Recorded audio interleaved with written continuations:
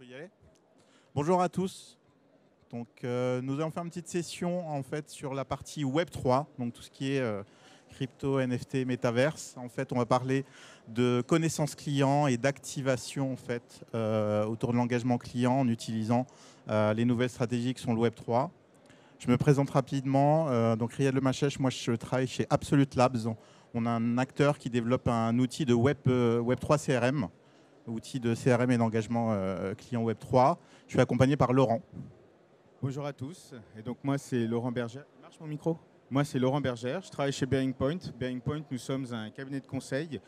Aujourd'hui, on a quelques missions sur le Web3, mais on fait aussi beaucoup d'acculturation auprès des CODIR et des COMEX des grands groupes pour expliquer justement ce qu'est le Web3. Donc je ne connais pas aujourd'hui le niveau de maturité de la salle sur le Web3. Juste en levant la main, qui a un wallet aujourd'hui? Qui a des NFT? Pour avoir une idée?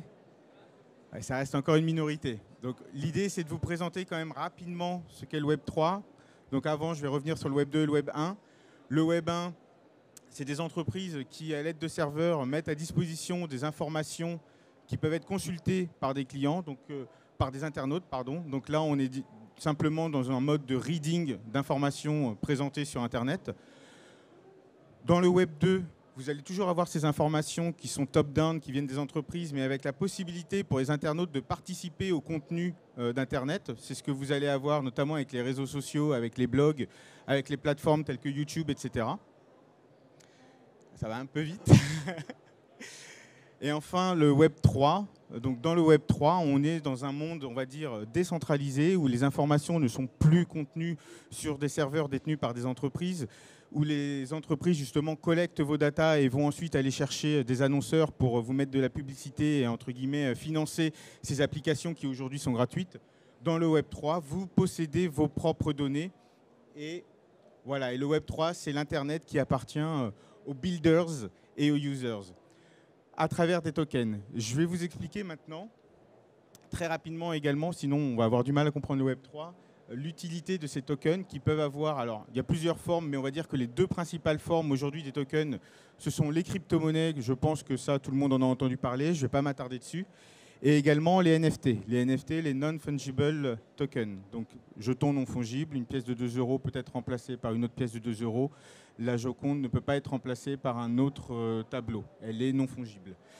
Ils sont donc uniques. Ces NFT et ces cryptos aujourd'hui sont contenus dans un wallet qui vous est personnel et qui est dans la blockchain, qui est un outil informatique qui est décentralisé. C'est très important parce qu'aujourd'hui, lorsque vous avez un compte Internet dans le Web 2 avec votre adresse email, si vous perdez votre mot de passe, vous cliquez sur un lien mot de passe oublié et on vous le renvoie. Demain, dans le Web 3, on est avec la blockchain dans un monde décentralisé. Le wallet vous appartient, vous avez une clé privée. Si vous le perdez, eh bien tant pis, vous avez potentiellement tout perdu. Le smart contract, pas très important pour aujourd'hui, c'est simplement l'ensemble des règles qui régissent le fonctionnement des tokens. Est-ce qu'il est vendable, pas vendable? Est-ce que j'ai des royalties dessus ou pas? Aujourd'hui, on va rester sur la partie NFT. Et sur le fait que les wallets ont des ID, et on va voir en termes de logique CRM les implications que ça peut avoir. Alors, quelques exemples de NFT. Alors, je vous les ai mis pas forcément dans un ordre chronologique. À quoi ça sert finalement d'avoir des NFT? Le premier exemple qui est à droite, c'est tout simplement l'aspect un petit peu collection, donc le NFT collectible. Vous avez sûrement entendu parler, j'imagine, des CryptoPunk ou des Bored Apes. Donc les gens vont acheter des NFT sur lesquels on va avoir des images qui sont censées être des œuvres d'art. Et derrière, on va faire partie d'une communauté qu'on va pouvoir animer de telle ou telle manière. Je vous donne un exemple très concret. Par exemple, vous avez, alors je vous en parle parce que c'est dans la presse, vous avez Tiffany's qui a lancé un NFT qui n'était disponible que pour les possesseurs du NFT CryptoPunk. Donc si vous possédiez déjà dans votre wallet un CryptoPunk, vous pouviez acheter pour 50 000 $ un NFT Tiffany's qui vous renvoyait ensuite chez vous un article représentant votre CryptoPunk avec des diamants, de l'or, tout ce que vous voulez, etc. Donc voilà le premier exemple. Un deuxième exemple des NFT, ça permet également d'assurer la traçabilité et l'authenticité de certains objets qui, pour le coup, peuvent être physiques. Et un usage c'est tout simplement dans le cadre de la seconde main, dans le cadre du marché de la seconde main. Lorsque vous achetez un sac, par exemple, un sac d'un produit de luxe ou même pas forcément premium, on va dire, on peut y adosser un NFT. Lorsque vous allez revendre ce sac en seconde main à quelqu'un d'autre, vous allez lui transmettre également ce NFT et la marque derrière va pouvoir tracer les wallets possédant les NFT de sa marque et elle sait du coup que le sac a changé de propriétaire. Ça va vous permettre, vous en tant que marque, d'aller adresser des clients seconde main auxquels aujourd'hui vous n'avez pas accès, voire vous n'avez même pas connaissance. Un autre exemple, celui de Burberry. Alors, je vais passer très vite dessus parce que je n'ai pas envie de parler de métavers aujourd'hui et l'objectif, c'est vraiment de rester Web3. Burberry proposait des NFT en fait, qui permettent de customiser son avatar dans une plateforme métaverse qu'ils ont lancée. Je ne vais pas m'éterniser dessus. Un autre exemple, c'est le programme de fidélité Odyssey de Starbucks, où contrairement à Tiffany's qui vend ses NFT 50 000 $, là vous pourriez avoir le NFT potentiellement gratuitement. Et l'idée derrière, c'est de pouvoir suivre les wallets qui détiennent les différents NFT Starbucks. Et vous pouvez, à travers des outils comme ceux dont Riyad va nous parler tout à l'heure, de faire des croisements pour identifier les potentielles collaborations entre différentes marques et différents programmes. Et enfin, les DAO, les Decentralized Autonomous Organization, où là, vous allez avoir des NFT sur lesquels on va vous demander d'être participatif. L'objectif, alors, c'est un concept assez spécial. Au lieu d'avoir une entreprise très centralisée avec, on va dire, des actionnaires, un comité de direction, et ensuite vous allez avoir les différents directeurs de l'entreprise, l'idée, c'est de se dire le pouvoir appartient aux possesseurs de NFT. Et ces possesseurs de NFT vont pouvoir faire des propositions pour l'entreprise, voter et participer aux décisions de l'entreprise qui seront ensuite prises en considération dans le cadre de l'entreprise. Aujourd'hui, c'est très conceptuel. Je n'ai pas forcément beaucoup d'exemples à vous donner.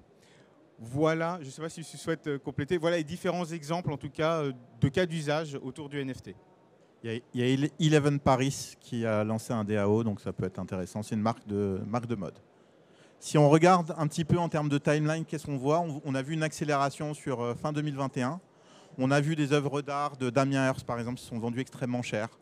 On a vu Budweiser, des marques de grandes consos comme Budweiser, qui ont lancé des connexions d'NFT. On a vu Nike qui a identifié un risque ou une opportunité avec une marque créée par des Français qui s'appelle Artefact. C'est un peu compliqué à épeler, mais qui globalement crée des chaussures en fait, virtuelles. Donc ils les ont rachetées. Et ils ont généré pas mal de revenus avec et pas mal de collaborations.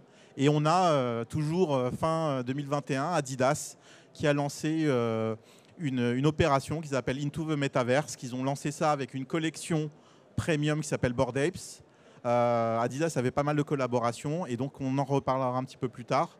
Donc vous voyez, il y a eu pas mal d'activités sur fin 2021. On a commencé à voir aussi donc surtout autour des digital collectibles en 2021. En 2022, on a vu des projets un peu plus variés arriver. Par exemple, le groupe Stellantis et sa marque Alfa Romeo qui a lancé le premier modèle, l'Alfa Tonale, sur lequel il y a un NFT qui est livré avec la voiture. Et ce NFT, en fait, il va suivre le cycle de vie de la voiture, le carnet d'entretien, etc. Et vous pouvez le transmettre. Donc en termes de valeur sur le marché de seconde main, comme on disait, c'est pas que pour l'économie circulaire et les vêtements, c'est aussi pour les véhicules dans ce cas-là. On a au mois de juin Lacoste qui a lancé une grosse opération qu'ils ont appelée Underwater avec des profils en NFT de crocodiles. Tiffany dont on a parlé qui a lancé donc qui a vendu 250 NFT avec des pendentifs pour 12 millions de dollars et ça s'est vendu en 2 jours. Et Starbucks, qui pour nous est très intéressant, puisqu'effectivement, Starbucks a annoncé qu'ils allaient mettre à jour leur programme de fidélité pour le Web3. Donc, qu'est-ce que ça veut dire ? Donc, non seulement, ce que vous voyez également, c'est qu'aujourd'hui, vous avez des marques de tout secteur d'activité, tout pays, toute taille, qui se sont lancées dessus, donc soit dans le sport, le retail avec Carrefour, par exemple, les marques de grandes conso, les marques de luxe, effectivement, qui sont très actives sur ce domaine. Donc si ensuite on regarde, effectivement, un des aspects qu'on voit beaucoup dans tout ce qui est retail et produits de grande consommation, c'est le lien, c'est créer un lien entre un asset digital qui est le NFT et un produit physique. Donc la voiture, on en a parlé, le pendentif Tiffany que vous voyez à droite. En bas, vous avez une marque de mobile, pour certains que vous vous souvenez peut-être, qui s'appelle Vertu, qui appartenait à Nokia à une époque. Donc, c'est des téléphones haut de gamme qui s'est relancé. Et pour acheter le téléphone, en fait, il faut participer à la communauté via l'acquisition de NFT. Vous avez Tag Heuer qui a annoncé que ces montres permettraient d'identifier un wallet et d'afficher sur la montre directement les NFT que la personne possède. Et ça, c'est en complément, par exemple, d'annonces qu'on fait des Instagram et autres, qui allaient également permettre d'afficher le contenu de son wallet. Et vous avez une expérimentation qui a été faite courant de l'année par Monoprix, avec des distributeurs de NFT. C'est-à-dire que vous pouviez acheter dans certains Monoprix, je crois qu'il y en avait 3 ou 4, vous pouviez en fait aller acheter des NFT sur des bornes. Donc si on regarde en fait qu'est-ce que ça implique en fait tout ce qu'on est en train de se dire sur le Web3 et le NFT, c'est que vous avez aujourd'hui des modèles de data, CRM, qui doivent être mis à jour entre guillemets avec toutes ces données qui viennent du Web3. C'est-à-dire qu'aujourd'hui, sur le Web3, vous êtes en capacité à beaucoup mieux connaître vos consos si vous avez effectivement des assets NFT ou que vous avez des capacités à faire le lien entre un compte client et un wallet. Donc, si on regarde ici, donc nous, par exemple, dans notre outil, on est capable d'analyser 260 millions de wallets.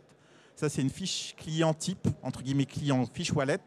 On sait mesurer, par exemple, la taille de son portfolio en listant tous les assets qu'il a historiquement achetés, puisqu'on a accès à tout l'historique depuis le début de la blockchain. Là, c'est sur la blockchain Ethereum. On voit que cette personne, par exemple, elle a à peu près 2,3 millions de valeur de portfolio. Sur un wallet qui a plus de 4 ans, on sait qu'il a fait la dernière activité qu'il a fait avec son wallet, dernière transaction, c'était il y a 3 jours. Et on peut en fait suivre un certain nombre d'assets, mes assets de ma marque versus mes concurrents, versus mes partenaires potentiels, et regarder n'importe quel wallet, en fait, qu'est-ce qu'il possède, est-ce qu'il possède ou pas un de mes assets, et est-ce que par rapport à un certain nombre de caractéristiques de ce qu'il a sur son wallet peuvent être intéressants pour ma marque. Un autre pendant qui est un autre enjeu qui va être de plus en plus prégnant, qui est comment est-ce que j'engage avec en fait, les propriétaires de wallets. Il y a un canal natif qui s'appelle les airdrops. Il y a de plus en plus d'outils qui vont permettre aussi de faire ce qu'on appelle du wallet messaging, donc d'envoyer l'équivalent d'un email, mais au lieu de l'envoyer à une adresse email, l'envoyer à une adresse wallet.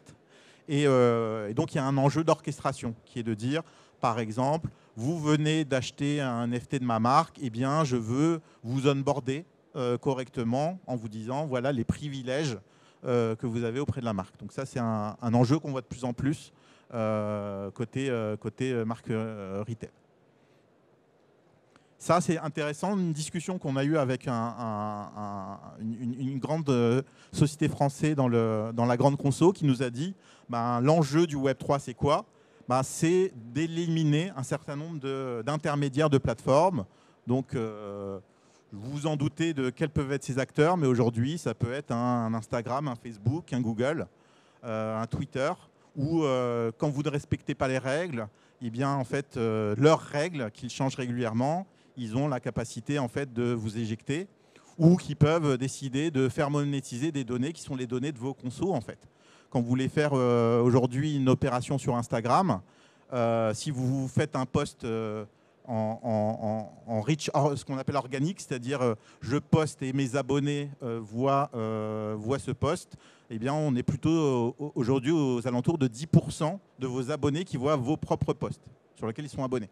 Là, un des enjeux du Web3, c'est justement d'éliminer en fait, certaines de ces limitations des plateformes intermédiaires. Un autre élément, c'est comment est-ce qu'aujourd'hui, le Web3 peut être utilisé dans des logiques de commerce, en particulier d'e-commerce. Donc là, c'est un exemple d'une capacité qui a été lancée courant de l'année par Shopify, entre autres avec notre client Ledger, qui est de faire ce qu'on appelle du token gated commerce. C'est-à-dire vous avez un NFT dans le cas présent que vous voyez sur l'exemple de la collection Web3 Doodles, eh bien vous allez aller sur le site d'un marchand, soit de Doodles, soit d'un de ses partenaires, vous allez connecter votre wallet, on va détecter que vous avez ce NFT et donc vous allez avoir soit des produits spécifiques qui vous seront réservés, soit des discounts potentiels qui ne sont accessibles qu'aux porteurs de ce NFT. Également, en fait, nous, ce qu'on trouve qui est très intéressant, c'est qu'effectivement, on parle beaucoup d'NFT payants, de spéculation et autres, mais Starbucks, en fait, dans leur annonce, qu'est-ce qu'ils annoncent? C'est que eux, les NFT vont être des digital collectibles, des sortes de timbres que vous allez accumuler par rapport à vos interactions que vous allez avoir avec la marque et qui vont vous permettre d'avoir des expériences et qui vont également vous permettre de collecter des artworks, donc des œuvres Starbucks. Donc pour nous, ça, c'est extrêmement important et intéressant de dire que ce n'est pas juste de la spéculation, ce n'est pas lié à la valeur en fait, de la crypto sur le marché et qu'on est aujourd'hui sur des projets qui continuent, pour certains même accélèrent, même si on est en crypto winter. Si on regarde d'autres dispositifs, donc là, c'est un dispositif d'une structure qui s'appelle Whatrocks, qui a lancé, que ce soit avec Clarins ou avec Westfield, en fait, des activations qui est typiquement de l'équivalent du Drive to Store. C'est-à-dire que si vous faites, par exemple, le Clarins, si vous regardez un post Instagram, une story jusqu'au bout, vous allez gagner des cryptos. Ces cryptos, vous n'allez pas pouvoir en fait, spéculer dessus. L'objectif de ce programme, c'est de pouvoir en fait, les utiliser pour des programmes de charité. Donc voilà, donc j'ai collecté des cryptos, je décide d'en faire une donation. Donc vous voyez, on a un certain nombre de dispositifs qu'on peut. Donc là, le but, c'est de générer de l'engagement auprès de votre marque. Et effectivement, par exemple, c'est des visites ça peut être des visites en boutique. On va passer. Donc là, un autre exemple qui est, juste pour rentrer un peu plus en détail, sur Adidas. Donc Adidas a lancé toute une expérience métaverse. Et là, ce que vous voyez, c'est Adidas qui éduque sa base utilisateur pour lui expliquer comment s'identifier dans un écosystème Web3. Ils vous disent, voilà, si vous voulez vous connecter, eh ben, en fait, il faut que vous connectiez, vous fassiez le lien avec votre wallet, qui peut être un wallet physique type Ledger, mais qui peut être un wallet que vous avez installé sur votre navigateur, sur lequel vous êtes authentifié, type MetaMask ou Wallet Connect. Donc vous voyez ça, c'est l'écran d'authentification du Web 3. Là où on était en login mot de passe en Web 1, là où on était en social login, Facebook login, Google login et autres en Web 2, Web 3, on va être sur du Wallet Connect. Un autre exemple qu'on trouve intéressant, c'est donc Lacoste, quand ils sont lancés, donc ils ont été sur une démarche créative. Donc vous voyez, ils ont lancé des pages dédiées, une vidéo, etc. Donc il y a toute une partie créative associée en fait à ce projet de ce qu'on appelle des PFP. Donc c'est-à-dire en fait que c'est des NFT qui sont uniques, qui sont générés par rapport à une logique créative, et qui vous permettent en fait d'exprimer, de les utiliser comme photo de profil. Et vous voyez qu'en fait, il y a différents réseaux qui ont été activés, donc Twitter de façon assez classique, mais un outil qui s'appelle Discord également, et que vous pouvez acheter en fait le NFT, soit directement via Lacoste, soit via des places de marché comme OpenSea ou LooksRare. Et tout projet, souvent dans les projets Web3, vous avez des logiques de roadmap, avec un engagement communautaire qui peut être plus ou moins fort. Donc là, typiquement, côté Lacoste, un des enjeux, c'était de faire voter les porteurs de NFT sur les phases suivantes du projet, sur des choix créatifs. Par exemple, il y a eu plusieurs designs et on a demandé aux utilisateurs de voter. Donc là, si on récapitule un peu, vous voyez qu'il y a différents niveaux aujourd'hui de maturité. Souvent, ce qu'on voit dans la presse et autres, c'est focalisé sur les digital collectibles et surtout ceux qu'on spécule. Mais vous voyez qu'il va y avoir plusieurs niveaux sur lesquels les marques peuvent se positionner. Donc le client support, clienteling, qui est aujourd'hui de dire vous venez en boutique, vous avez une expérience spécifique, on peut vous offrir un digital collectible, on peut utiliser en fait votre profil pour mieux vous connaître, faire le suivi des produits que vous avez achetés, faire des suivis de garantie également sur des durées très longues et faire des logiques de partenariat qui sont liées à l'authenticité et effectivement la partie loyalty et le DAO type Eleven Paris où vous donnez à une partie de votre base d'utilisateurs qui est propriétaire soit de tokens, soit de NFT, des droits de vote sur un certain nombre de décisions, soit de l'entreprise, soit d'une collection en fait, au sein de l'entreprise. voilà, je ne sais pas combien. Il nous reste un peu de temps si vous souhaitez poser des questions. Pardon? Ouais. Ouais. Ouais. Oui, oui, tout à fait. Alors, je vais répéter la question parce qu'effectivement, donc en fait, la question est de savoir comment, en ayant accès au wallet, on peut reconstituer son utilisateur. Je vous donne un exemple. Effectivement, aujourd'hui, par défaut, les données de wallet, c'est un ID alphanumérique qui ne veut rien dire. Sauf que derrière, on sait que la personne, elle a acquis un NFT de Gucci ou elle a acheté tel et tel token. Un des enjeux, c'est effectivement au moment où on a une interaction avec cet utilisateur déjà, de pouvoir lui demander avec un consentement de dire est-ce que je peux faire le lien entre ton profil et ton wallet, avec bien évidemment une capacité à lui identifier des bénéfices. Et nous, par ailleurs, on va collecter des données sur les profils publics sur les marketplaces. Par exemple, si sur votre wallet, par exemple sur OpenSea, chaque wallet a un profil, et bien si vous avez déclaré que votre compte Twitter c'est XYZ, et bien ça, c'est une donnée qui, entre guillemets, aujourd'hui, on est en capacité de collecter. Mais il y a un gros travail à faire là-dessus. On travaille entre autres avec Bearing Point sur justement comment est-ce que les marques peuvent utiliser le Web3 tout en respectant bien évidemment la réglementation en termes de collecte de données pour fournir des services avancés aux porteurs de leur NFT et également d'identifier en fait des tendances, que ce soit pour des partenariats ou d'aller analyser ce que font entre guillemets les concurrents.